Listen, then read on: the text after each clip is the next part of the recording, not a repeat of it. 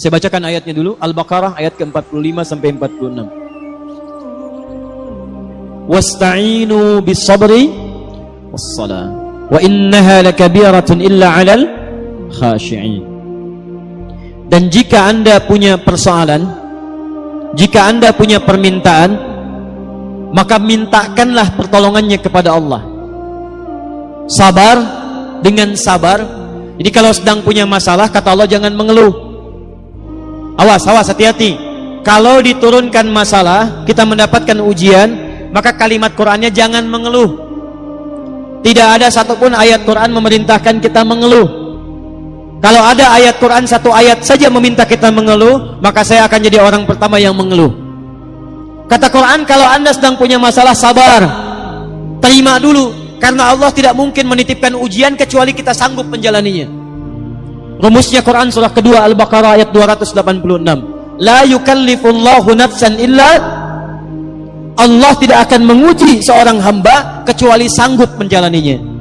Jikalau sekarang Bapak Ibu sedang punya masalah, masalahnya berat, susah, itu artinya cuman Bapak yang sanggup menjalaninya. Cuman Ibu yang bisa, yang lain tidak bisa. Makanya diberikan kepada Ibu, bukan pada yang lain.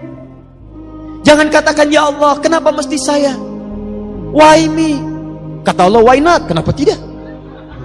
Kamu yang sanggup, yang lain tidak.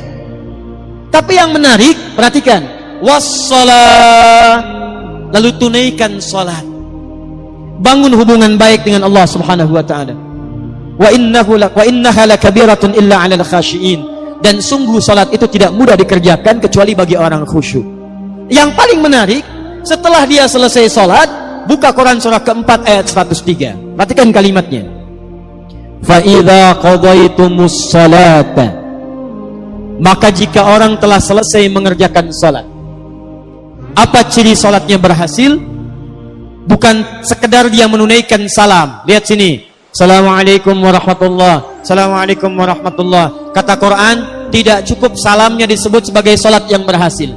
Ciri orang yang berhasil salatnya, teruskan ayatnya. Fadhkurullaha.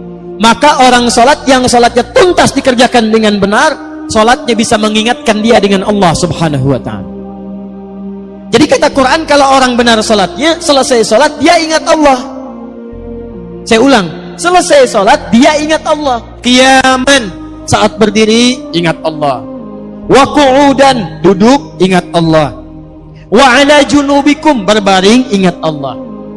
Sedangkan kaidah mengatakan, kaidah al-qaidatu taqul, orang yang ingat Allah, alladzi yadhkurullaha fi hayati, orang-orang yang selalu ingat Allah dalam kehidupannya, itu mustahil akan menyimpang dari hukum-hukum Allah. Lihat, orang salat dekat dengan Allah, selesai salat ingat Allah. Kaidah mengatakan orang yang ingat Allah mustahil akan menyimpang dari hukum Allah. Sedangkan hukum Allah mengatakan setiap orang yang dekat dengan Allah pasti jadi orang baik. Lihat sini, orang yang dekat dengan Allah, karena Allah sifatnya baik, hukumnya baik, maka orang-orang yang ingat Allah pasti mustahil akan tidak memiliki nilai-nilai kebaikan.